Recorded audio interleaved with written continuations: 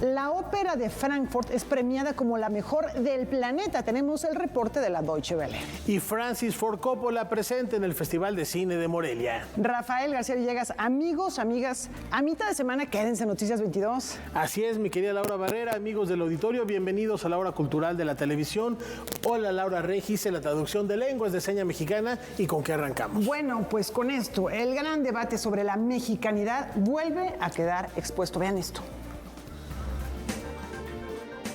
En la década de los 40 del siglo pasado, el hallazgo de las osamentas de Hernán Cortés y Cuauhtémoc, el último emperador mexica, causó una gran polémica sobre la identidad mexicana que tuvo efecto en algunas obras de Diego Rivera. Estos descubrimientos, uno considerado genuino, vaya que sí correspondía a la realidad, el de Cortés, y declarados no auténticos, los de Cuauhtémoc, tuvieron en Diego Rivera un efecto fundamental, que se expresó en sus recreaciones de Cuauhtémoc como un hombre muy bello, tenemos aquí imágenes, y de Hernán Cortés como un ser monstruoso, como lo vemos en Palacio Nacional o en el mural del Teatro de los Insurgentes. Rivera participó en la investigación de los restos de Cuauhtémoc, analizando los huesos y haciendo una interpretación de su rostro. Una acción que provocó un debate profundo sobre la mexicanidad. Se consideraba, a partir de un presente lleno de injusticias, de desigualdades sociales, de crisis económicas, a partir de ese presente se empezó a revisar primero cuáles son los saldos de la Revolución Mexicana. Luego se fue más hacia atrás en la historia y se criticó la independencia. ¿Qué tan independientes somos, la verdad? Y de ahí a la conquista. ¿Qué tan bien o qué mal logrado fue este mestizaje? ¿De qué se trató? ¿Qué pasó? ¿Fue una invasión? ¿Fue un genocidio y nada más? ¿Fue una mezcla de dos culturas? Bueno, empieza muy fuerte el debate y si bien de ahí tenemos heridas que están abiertas, totalmente lo vemos todos los días, por lo demás culturalmente es algo muy muy rico. Todo ese debate generó una amplia expresión plástica que tuvo conexiones con la filosofía, la literatura, con la esfera mediática y la publicidad, cuyas obras forman parte de la exposición sobre los huesos de Cuauhtémoc y de Hernán Cortés, Diego Rivera y el gran debate sobre la mexicanidad, en donde dialogan obras de Siqueiros, José Clemente Orozco, Éric Pérez y Germán Venegas con distintas posturas de la historia. Con la seguridad de que van a encontrar un espejo de los conflictos que tenemos, de los debates que siguen siendo actuales, de cómo podernos o enfatizar nuestro punto de vista o reconciliarnos con un pasado muy complejo que es el que tenemos. Esta muestra multidisciplinaria permanecerá hasta el mes de febrero en el Museo Mural Diego Rivera. Noticias 22, Óscar Cortés. Cantos goliardos del siglo XII se transforman en movimiento. Y desafían el tiempo con una estética visual contemporánea.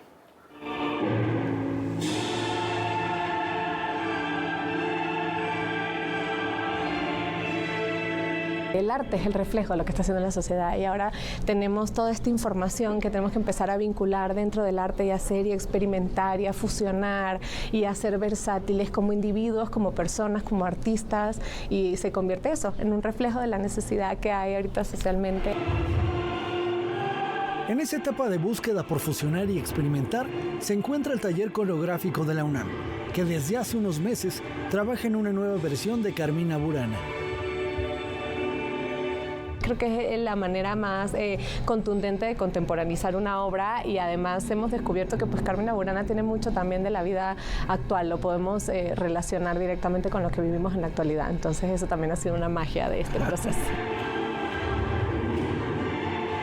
Esta pieza creada a partir de la célebre cantata del compositor alemán Karl Orff, cuyo argumento está basada en más de una veintena de canciones escritas por monjes benedictinos en el siglo XII, que se refieren a la vida mundana, los placeres carnales, el amor y al engaño, tiene nuevos elementos bajo la dirección de Irina Marcano. Creo que el cambio significativo está justo en lo visual, o sea, en la estética visual de la pieza, donde juegan 3 elementos importantísimos: la coreografía, el vestuario y la iluminación. Carmina Burana es una pieza difícil de interpretar, las áreas no paran, va una después de la otra, entonces también es muy difícil para los bailarines, y tiene 3 grandes escenas muy distintas en la cuestión emocional e interpretativa. Entonces también ese viaje emocional e interpretativo que logran los bailarines y que queremos que el público logre a través de nuestra danza y de nuestra propuesta, también la llevamos con la iluminación, con ligeros cambios de los telones en el teatro y con el vestuario. Es un montaje minimalista que privilegia el movimiento de brazos y torsos acordes con la música, que oscila entre la potencia del coro y momentos de serenidad emanados de las intenciones que rige la vida de los seres humanos bajo un lenguaje de danza neoclásica. Entonces Carmina Burana lo quise hacer dentro de ese marco, un poco también para enaltecer pues el sello que tiene esta compañía en México, y es que es una compañía neoclásica. Y en ciertas partes, en ciertas escenas, podemos ver un acercamiento más al lenguaje contemporáneo, que también ha sido un poco mi sello como creativa y como coreógrafa a lo largo de mi carrera. Entonces ahí también vamos a ver ciertos cambios.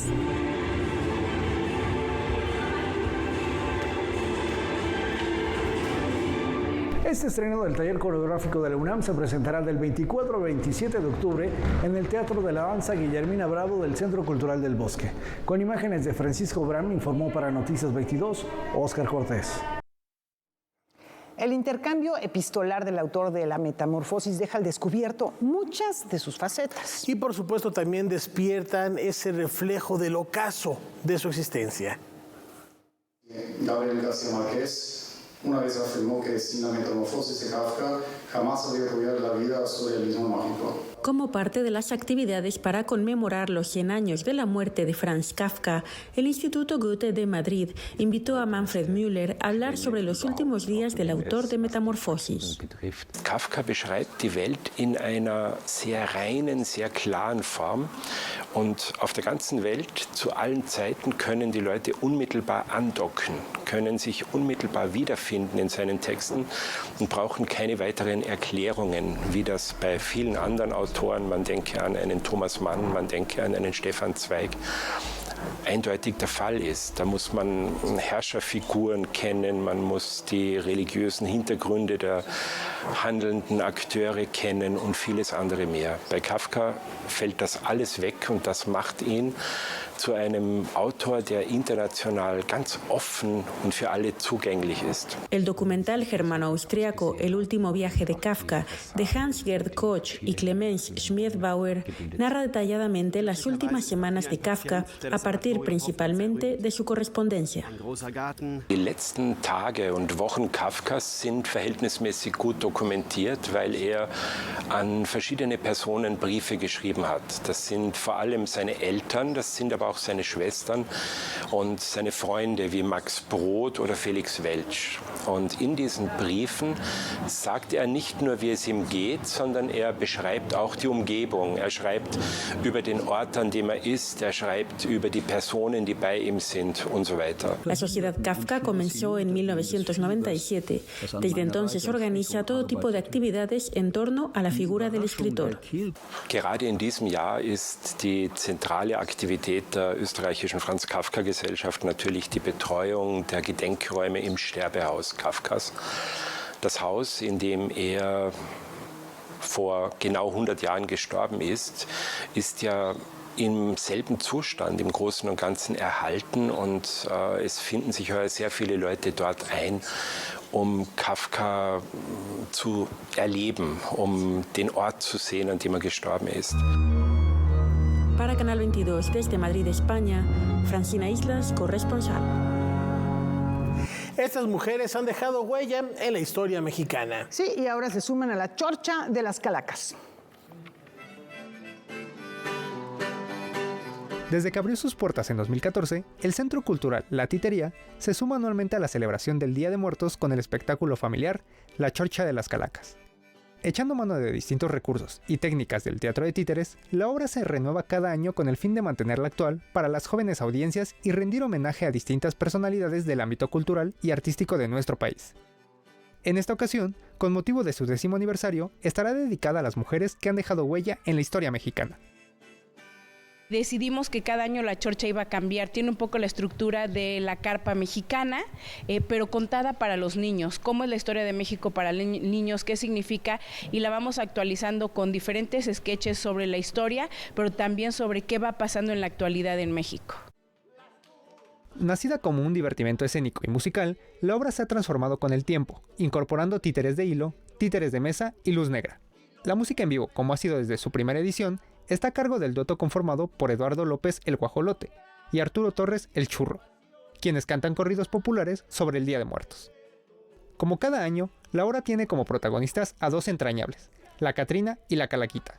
La Catrina y Calaquita, que es una calaca niño, son los que inician este viaje. La Catrina se quedó dormida y tiene que ir a recoger las viandas para la fiesta.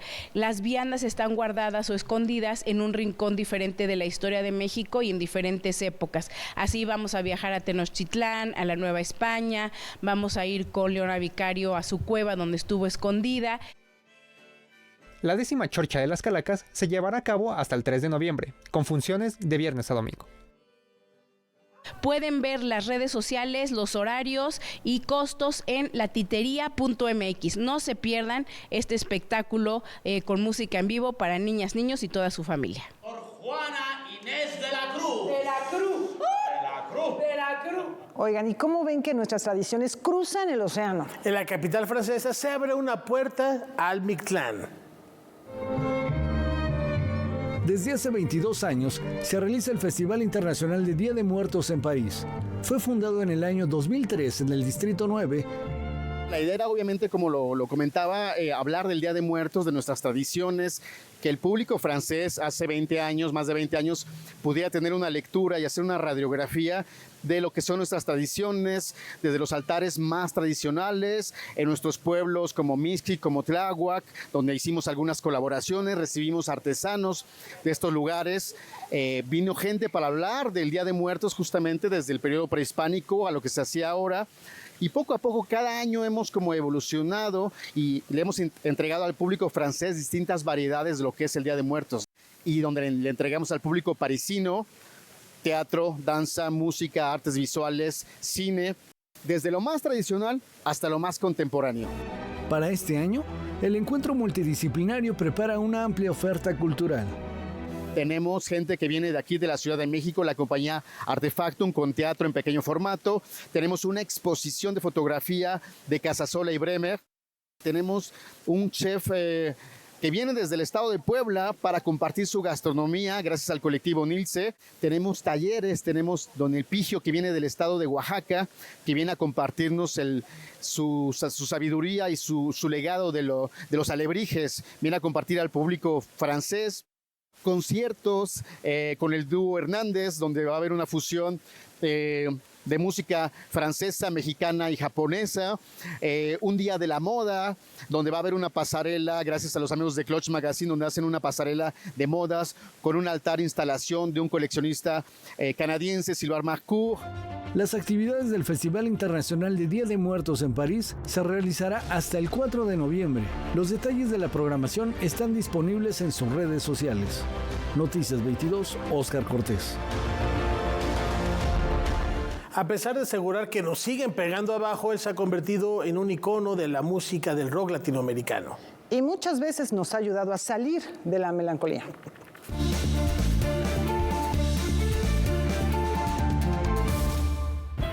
Charly, ¿qué edad tenés? 24 años. Tocas teclados, como dice el programa. Teclados, sí, instrumento de tecla. Charly García es un cantante, músico y compositor referente del rock argentino, quien nació el 23 de octubre de 1951.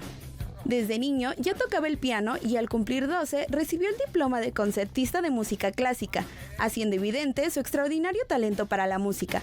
Yo que crecí con Videla. Formó su primer grupo bajo el nombre To Walk Spanish, en donde interpretaba versiones de los Beatles y los Rolling Stones.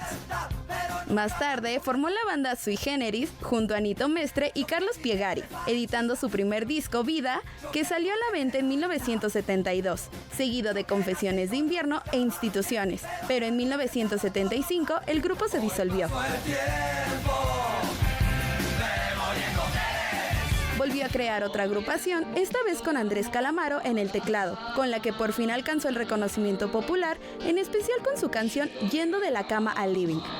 Después Charly decidió hacer cambios en la alineación, reemplazando a Calamaro por Fito Páez, lanzando los álbumes Clicks Modernos y Piano Bar en 1984. Tuve tu amor en mí ya. A finales de la década de los 80, decidió incursionar como solista, dando como resultado el lanzamiento de un LP titulado Parte de la Religión, junto con canciones inéditas. Compuso una ópera rock llamada La hija de la lágrima y grabó un unplug para MTV, marcando así otra de sus muchas etapas. Su talento lo ha llevado a crear su propia compañía discográfica y recibir el Premio Latino de Honor de la Academia de la Música Argentina. El pasado 11 de septiembre estrenó su disco La Lógica del Escorpión, del que habrá una edición limitada de vinilo, dejando claro que el rey del rock argentino sigue más vigente que nunca.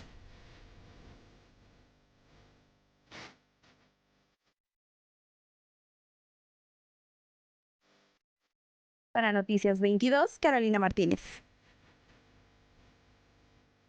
En otros asuntos, Horacio Franco visitó tierras cervantinas y aprovechó para platicar con Noticias 22 sobre la situación en una de las instituciones musicales más importantes del país. Vamos a ver.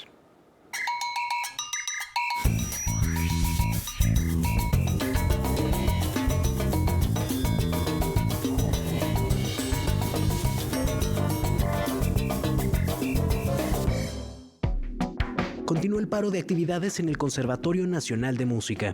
El alumnado entregó un pliego petitorio con 50 demandas. Entre ellas, se exige a las autoridades mejorar las condiciones de la escuela, realizar una auditoría externa para transparentar la situación financiera de la misma, así como revisar y actualizar los planes de estudio. El flautista Horacio Franco forma parte del equipo docente del conservatorio desde hace años y compartió su parecer para Noticias 22.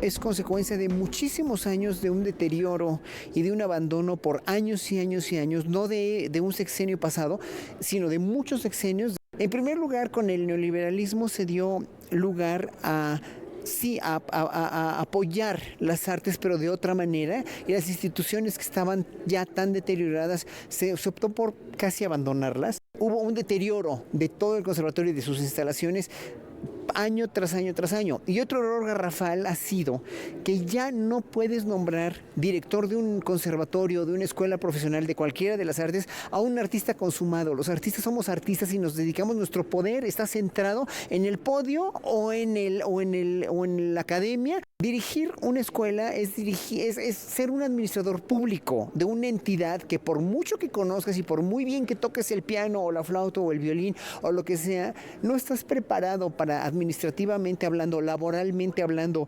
pedagógicamente hablando. Claude Sheinbaum tiene el enorme trabajo no de apoyarlos moralmente, sino de conseguir el presupuesto necesario y las gestiones necesarias para que todas las escuelas y todas las instituciones estén dirigidas por gente que puede hacerlo, gestores culturales o administradores públicos. Ya no, por favor, ya no por dedazo, ya no porque es mi amiga y la voy a poner a dirigir. No. Aquí no hay amiguismo, no debe haber. Necesitamos presupuesto, necesitamos planes de estudio, necesitamos ayuda de toda la gente o de patronatos igual, que no pongan condiciones, y hay que repartir el presupuesto bien y tiene que estar regido por el gobierno federal, por el Instituto Nacional de Bellas Artes, y ojalá que lo logre. Bueno, y la Fiesta del Espíritu se engalanó con una propuesta de mucho aliento.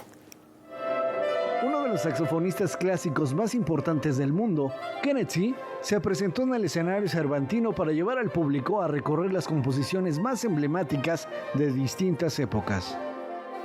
Inició con el concierto italiano de Bach y concluyó con La muerte del ángel de Astor Piazzolla, acompañado de Cassie Durnham-C., su esposa, quien estuvo al piano y dejó clara su destreza técnica. Well, since the saxophone is a relatively young instrument, it's only about maybe 165 years old instrument. So most of our music were composed by contemporary composer. So pretty much that's our specialty. So that's why it's important to keep promoting new music. La carrera de Kenneth C. comenzó a despegar en 1996, después de ganar los concursos internacionales de artistas de Norteamérica y el premio Alex de la Alianza Nacional para la Excelencia. Su debut en Nueva York marcó el inicio de sus presentaciones como solista en los 5 continentes. Firme defensor de la nueva música, ha grabado más de 40 obras dedicadas a él por compositores destacados. We have new pieces by composers that we're friends with. We have some really fun Latin music. We have the traditional French music. So we really believe in like having a balanced program to kind of showcase all the different things the saxophone can do. Right. So I think it's really hard to say what is like most special for us because each piece in its own genre is very special for us, which is why we picked it for the program. Docente de la Universidad de Iowa, Kenneth C. es un saxofonista que tiene la clara misión de promover y elevar aún más la calidad de la educación musical para jóvenes músicos de viento y metal en todo Estados Unidos. Noticias 22, Oscar Cortés.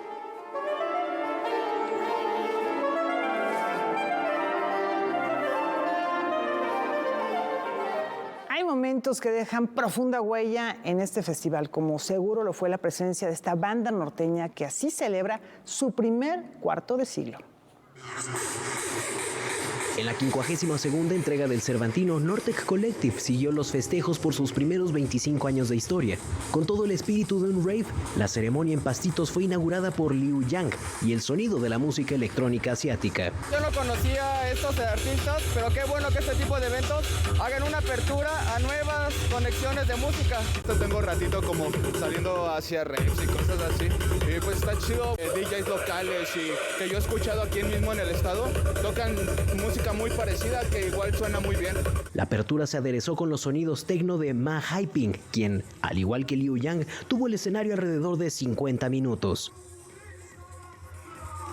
Es súper como potente para el cuerpo, como cambia mucho la atmósfera y siento que tiene la posibilidad de atravesar al cuerpo para meterlo como en una especie de repetición sobre el trance. Creo que rompe con todo lo que estamos viviendo en el Cervantino, ¿no? Vengo de un espectáculo de música oaxaqueña y encontrarme con esto está grandioso.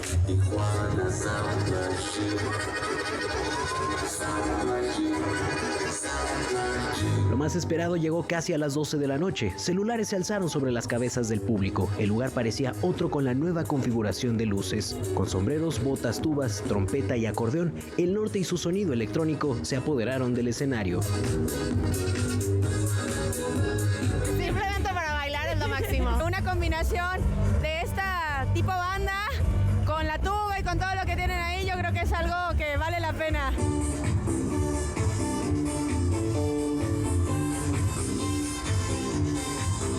Desde Tijuana Sound Machine hasta Tengo la Voz. Durante más de una hora, Nortec Collective realizó un recorrido musical a lo largo y ancho de su trayectoria, pasando por sus primeros tracks y nuevas producciones.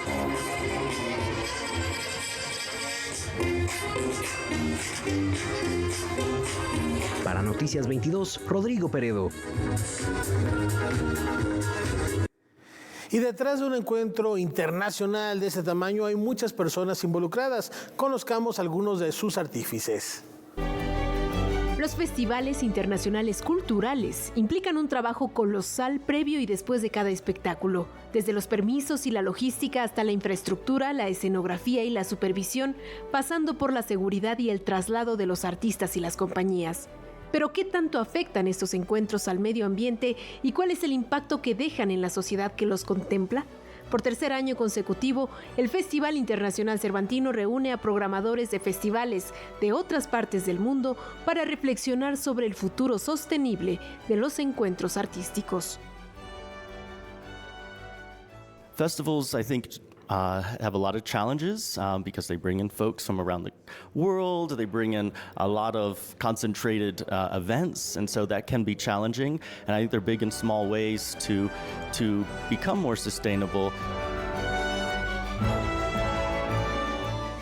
Es la cosa que hay que reconocer es que viajar es perjudicial para el medio ambiente. O sea, que yo vengo en un avión no hay otra forma de llegar, salvo que llego en un buque o algo así. Sí lo he investigado, dura una semana.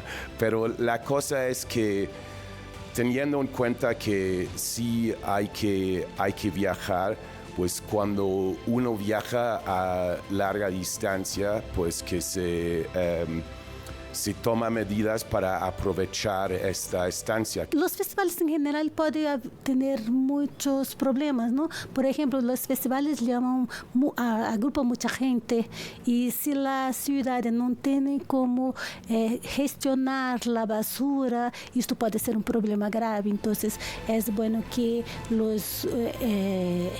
el gobernador local, el presidente, tenga un control de la basura, reciclando la basura. Y este es un punto muy importante.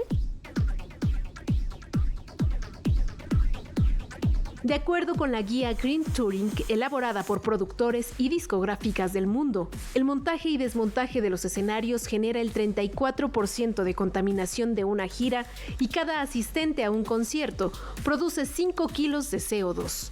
Para poner un ejemplo de lo que esto significa, el tour 360 grados de la banda británica U2 tuvo más de 7 millones de asistentes, lo que significó generar emisiones equivalentes a un viaje desde la Tierra a Marte.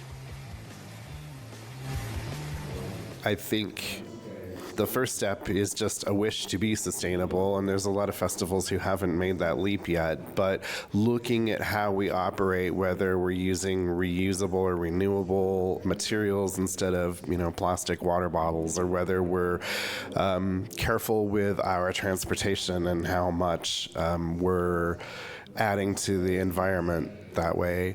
Think that artists have always risen to the occasion throughout history. And that is where the community, where people go to in times of trouble or despair, they look to their artists for support and for being uplifted and for direction. And so I think it's up to us as presenters and our artists to work together to meet our communities in these times. Yo veo mucho en México es que se habla mucho del medio ambiente y en ciertas cosas están más avanzados. Lo que noto es que por todos lados hay botellas de plástico. Si tú preguntas a un chilango, ¿cómo llego a Guadalajara? Pues en avión. Y yo, pues, ¿cómo que en avión? Porque por 7 horas puedo estar en un autobús de super lujo haciendo trabajo y no tengo que irme a un aeropuerto. Aquí no tenemos, podría haber, pero no hay una reciclaje, no hay acopio, no hay separación de basura, entonces va todo para el tiradero. Pero eso como problema de gestión de la propia ciudad.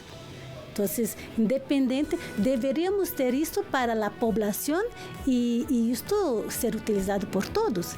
Entonces, não é o problema do Festival Cervantino. Aumenta, pero se não hacemos o Festival Cervantino, vai haver impacto muito grande em la economia local.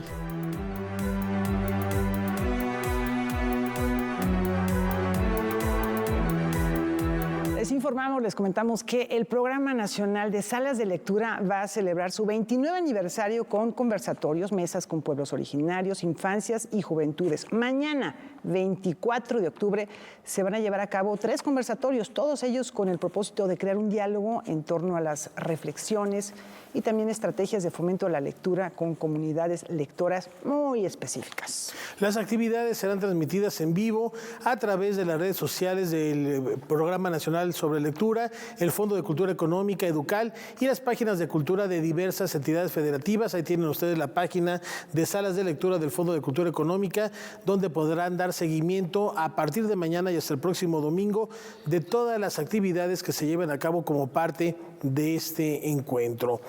Y antes del corte queremos también enviar un abrazo fraterno a familiares y amigos de Raúl Cremú López, periodista, escritor, quien estuvo al frente de esta emisora entre 2013 y 2015, ha fallecido a los 84 años de edad. Descanse en paz, Raúl Cremú. Y con esta información nos vamos a una muy breve pausa.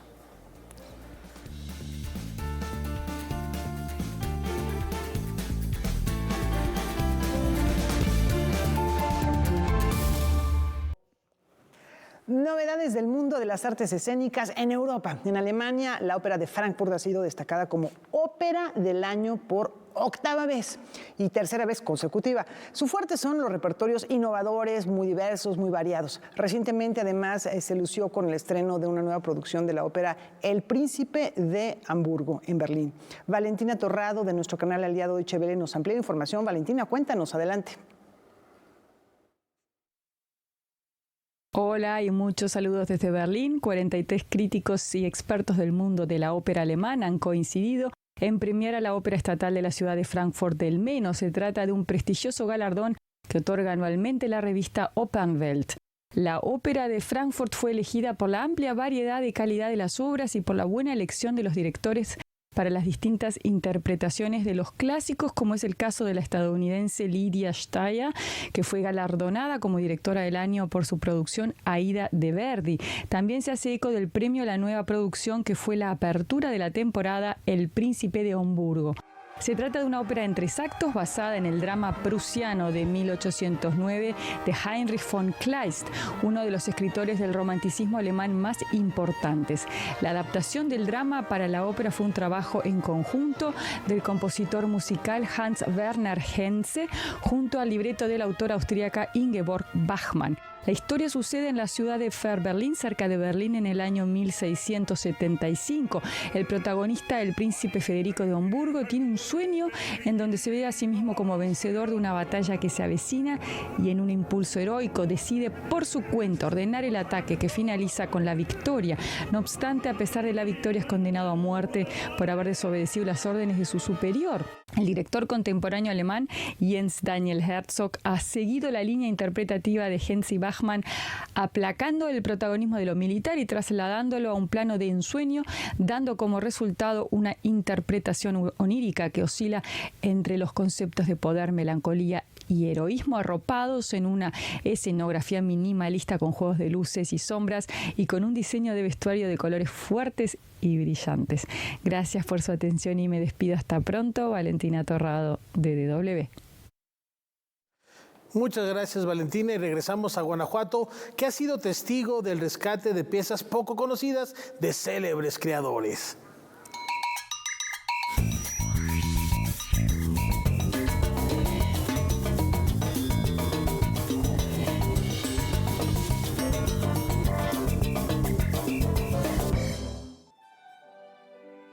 Nuevamente el Templo del Señor Santiago Apóstol en Marfil, Guanajuato, se transformó en una sala de conciertos para el Festival Cervantino. En esta ocasión, dio cobijo al conjunto de cámara Paddington Trio. We're really interested in finding works by well-known composers that are not so well-known, and then also works that are not so well-known in general. And we always make sure that it's very accessible for any audience. En tan solo 4 años de historia, por su refinada interpretación y cualidad imaginativa, Paddington Trio ha obtenido numerosas distinciones alrededor del mundo, tales como el primer premio del concurso internacional Triunfo del Arte o el reconocimiento del concurso Storioni.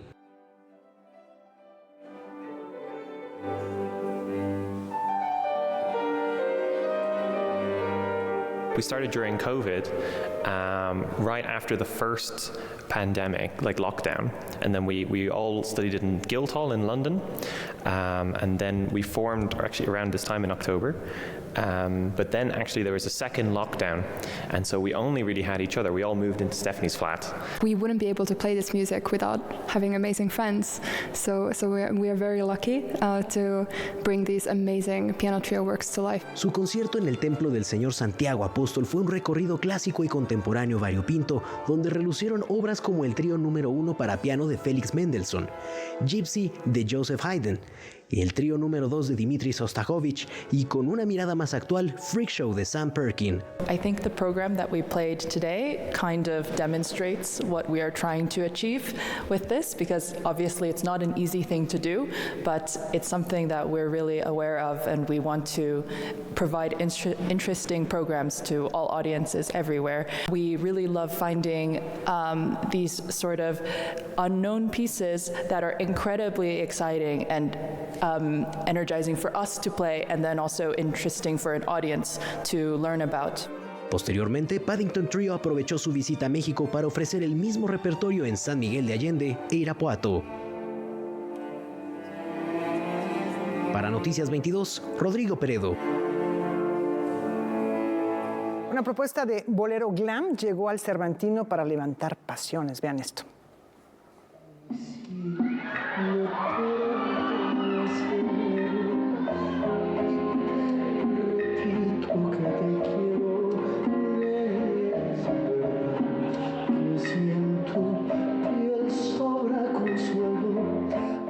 Ha evolucionado el bolero en el siglo XXI. ¿Cómo les llega este género musical a las jóvenes audiencias en la actualidad? Daniel Me Estás Matando es una banda que interpreta lo que llama bolero glam. Su objetivo es musicalizar suspiros y despertar una nostalgia, dicen, asquerosamente sentimental en aquellas personas sensibles que los escuchan.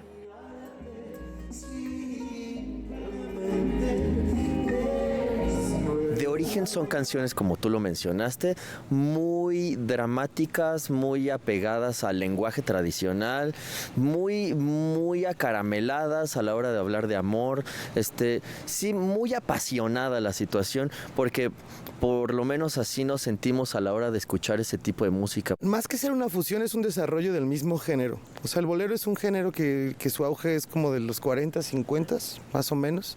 O sea, el bolero es como la primera expresión de canción romántica o de canción de Latinoamérica en general, que se convirtió en muchas otras cosas. Y nosotros, más allá de que sintamos que estamos rescatando algo, le estamos dando seguimiento.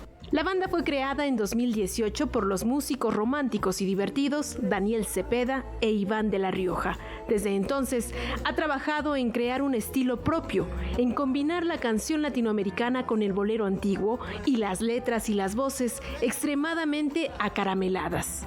Son otros géneros, otras inquietudes sonoras, incluso canciones infantiles, las que alimentan su propuesta musical. Nos gusta andar jugando, picando botones, andar mezclando cosas que no se usan tanto dentro de la música romántica, y eso nos divierte genuinamente, y ojalá que nuestro público precioso lo pueda apreciar. En mi caso son más bandas que personas específicas. O sea, me gusta mucho, como dice mi compañero, me gusta mucho Álvaro Carrillo, pero me gustan mucho Los Ángeles Negros, me gustan mucho Los Pasteles Verdes. Igual es así como, oye, pues tengo la inquietud de meter esta canción que tiene una ondita disco, y tengo la inquietud de meter esta canción que tiene una armonía pues más pop, pero qué tal que el beat es bolero.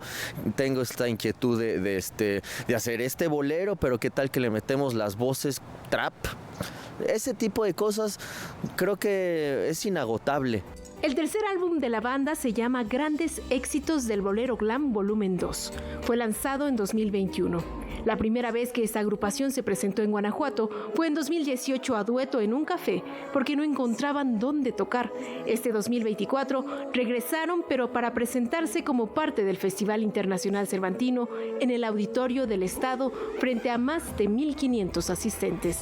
Fue la primera vez en el festival que el recinto se utilizó para un concierto musical, y el público realmente lo disfrutó.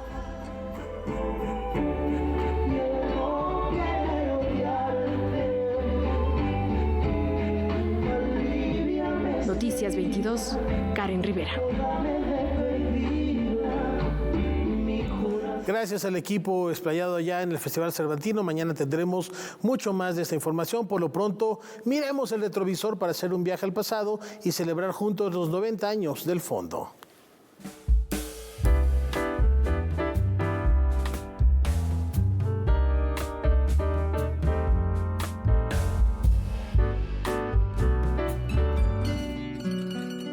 El Fondo de Cultura Económica pasaría en pocos años de publicar libros de economía, filosofía e historia a libros de literatura y otros asuntos. Un ejemplo de ello es que en 1947 aparece el Popol Vuh en traducción de Adrián Recinos. En 1952, la obra poética de Alfonso Reyes, que inicia la colección Letras Mexicanas. Y en 1957 aparecen las obras completas de Sor Juana Inés de la Cruz en edición de Alfonso Méndez Plancarte.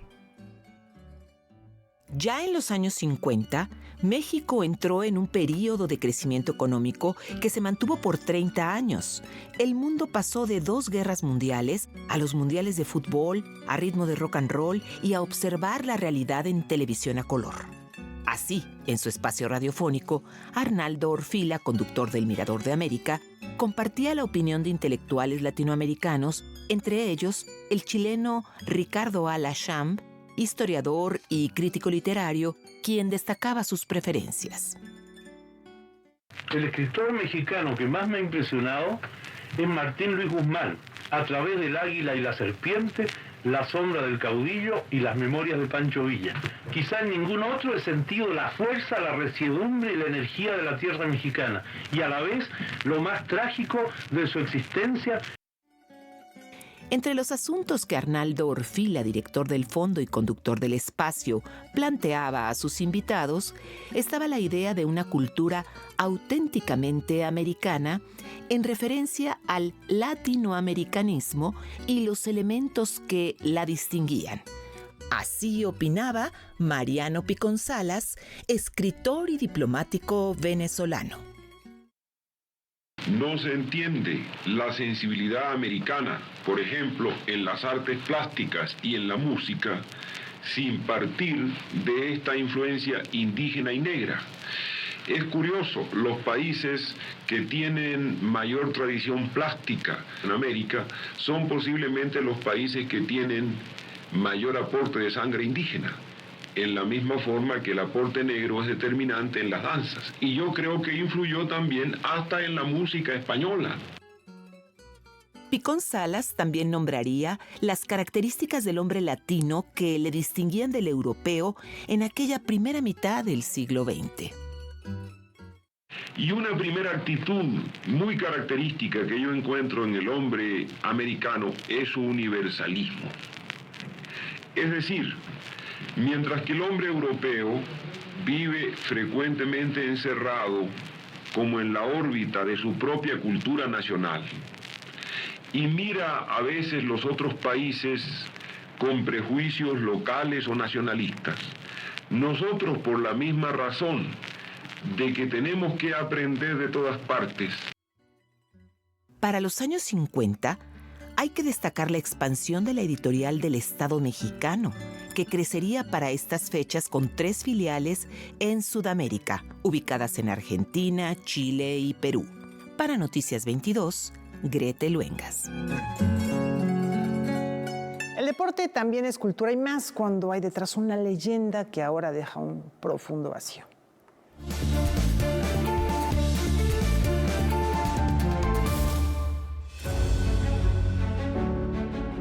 En el mundo del deporte es reducido el número de quienes marcan su nombre en letras doradas, y Fernando Valenzuela fue uno de ellos. El famoso toro partió de este mundo la noche del martes a los 63 años. El legado del pitcher sonorense comenzó a forjarse en la loma con sus 17 temporadas en Grandes Ligas, que comenzaron en 1980. A partir de ahí, acumuló más de 170 victorias y 2 series mundiales, lo que llevó al pelotero a convertirse en ídolo de multitud. La fernandomanía es un fenómeno cultural que ha trascendido en el tiempo y que Valenzuela causó gracias a sus extraordinarias actuaciones, las cuales impactaron de manera inmediata en la comunidad latina de Los Ángeles y de aquellos que soñaban en llegar a las grandes ligas. Fernando Valenzuela quedará plasmado no solo en la memoria de los fanáticos de la novena angelina, sino también en los amantes del deporte rey.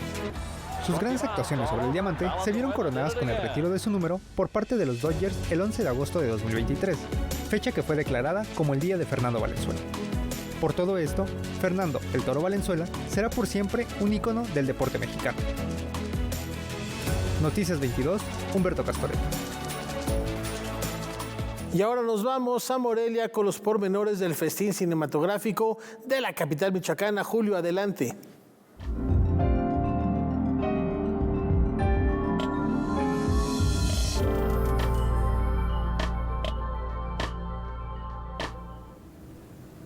¿Qué tal, amigos de Noticias 22? Hoy les presentamos una entrevista muy especial, pues tuvimos la oportunidad de platicar con el director de películas como El Padrino, Apocalipsis Now y Drácula de Bram Stoker. Nos referimos nada más y nada menos que a Francis Ford Coppola, que llegó con una actitud muy desenfadada al Festival Internacional de Cine de Morelia. Incluso le ha pedido a sus seguidores mexicanos que lo llamen Tío Panchito. One filmmaker has always been ahead of his time.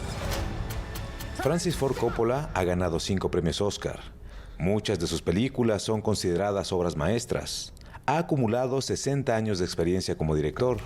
Ahora se toma la vida de una forma más desenfadada, incluso en su faceta como creador. Comes an event nothing can prepare you for. The great Tolstoy said, the greatest surprise in life comes when you realize you're elderly. And I am somewhat surprised to think of myself as an old man, which is, of course, what I am. So I would say I'm well, but a little confused, because I would have hoped by this point I would have understood better the meaning of life.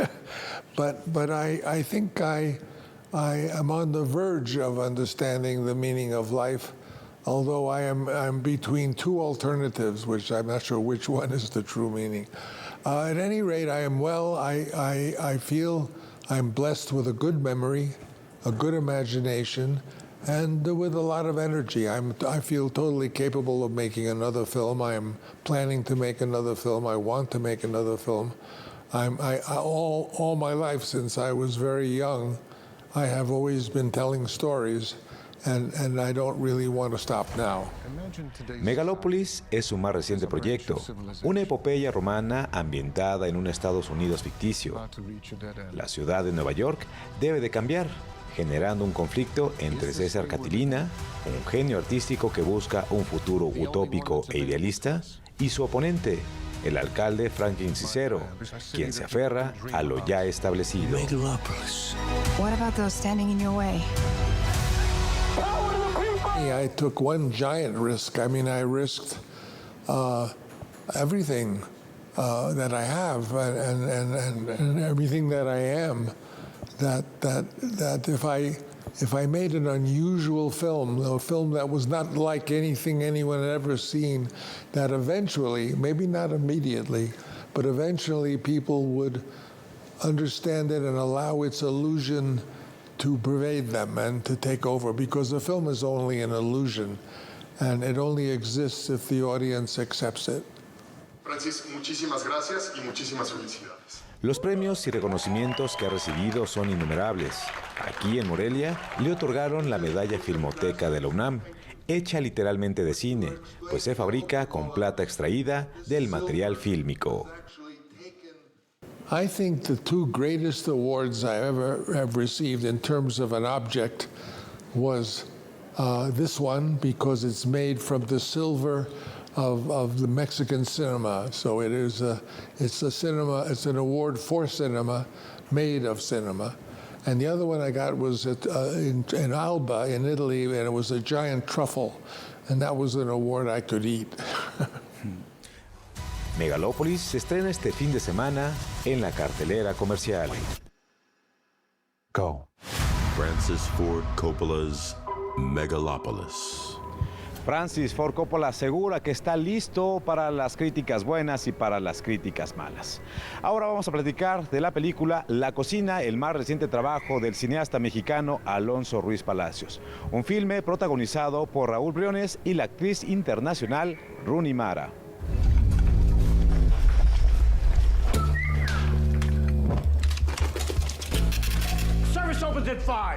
Con La Cocina, el director mexicano Alonso Ruiz Palacios muestra su dominio del lenguaje cinematográfico.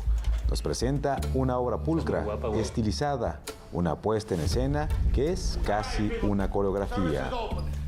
La película empieza con Estela, que nunca ha estado en una cocina así, y es como ella sumergiéndose, y después el espectador se vuelve Estela, ¿no? Como conociendo un lugar así. Entonces todo respondía como a cómo lo vería una persona como Estela, ¿no? También cambia de formato la película, Cuando entramos, en los interiores son más claustrofóbicos, la imagen está en 4:3 y cuando salen después del servicio de la tarde, la imagen se abre otra vez a 16:9 y la cámara respira, ¿no? La historia se sitúa en Nueva York, la ciudad de los rascacielos. El director nos mete a las entrañas de un restaurante y echa un vistazo a los invisibles, a la gente trabajadora.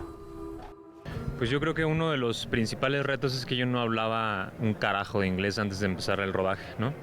Y como podrán notar, es una película prácticamente el 70% está en inglés y además hubo muchas improvisaciones en ese idioma.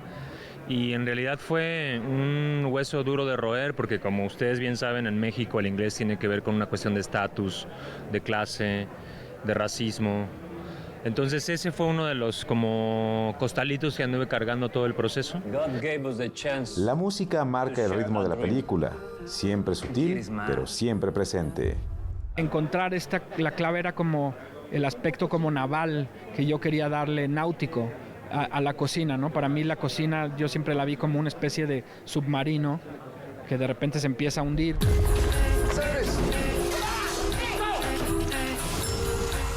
Esta cocina es una especie de Torre de Babel.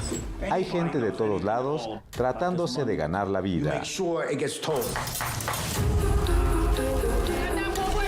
Si ustedes lo notan, Pedro es un migrante atípico, no es el típico migrante que agacha la cabeza y que le agradece al patrón por el trabajo, sino por primera vez vemos a un migrante que sabe hablar bien el idioma, que le para frente al sistema y que incluso está dispuesto a destruirlo si es que el sistema no va a parar para volvernos un poquito más conscientes de lo que nos está pasando alrededor. Wait, I just want you to hear me. Where is the goddamn food? La cocina es el primer largometraje de Alonso Ruiz Palacios filmado en inglés, un trabajo que le podría abrir las puertas para proyectos mucho más grandes fuera de México.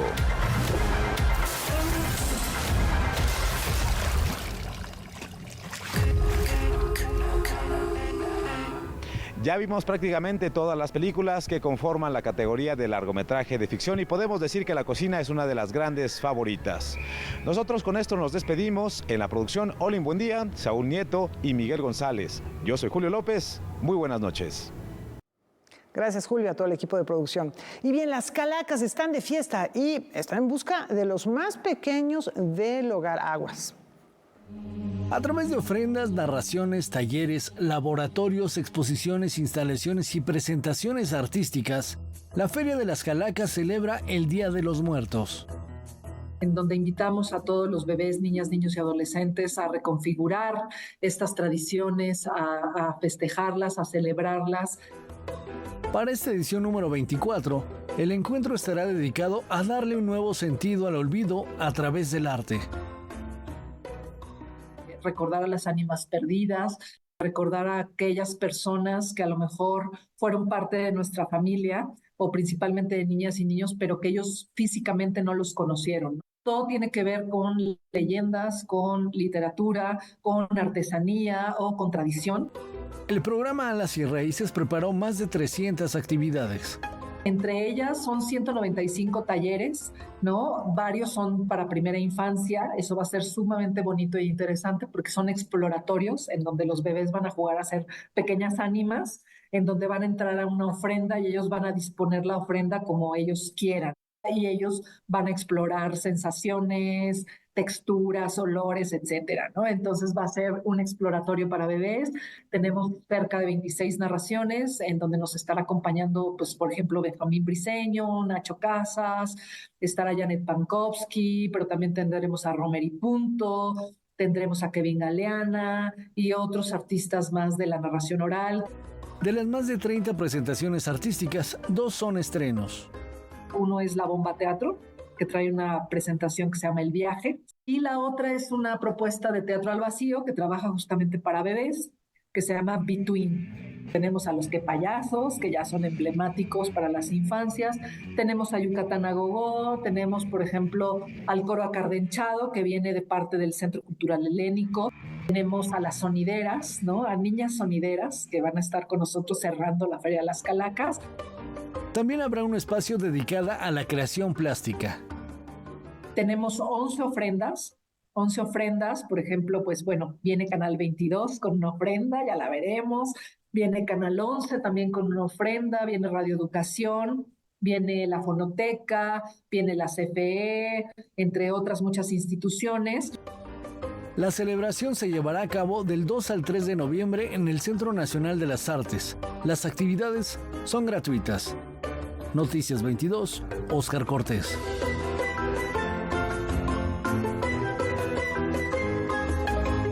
Bueno, pues ya nos vamos, rapidísimo. Hasta mañana, los esperamos en Noticias 22. Gracias. Sí, porque ya no...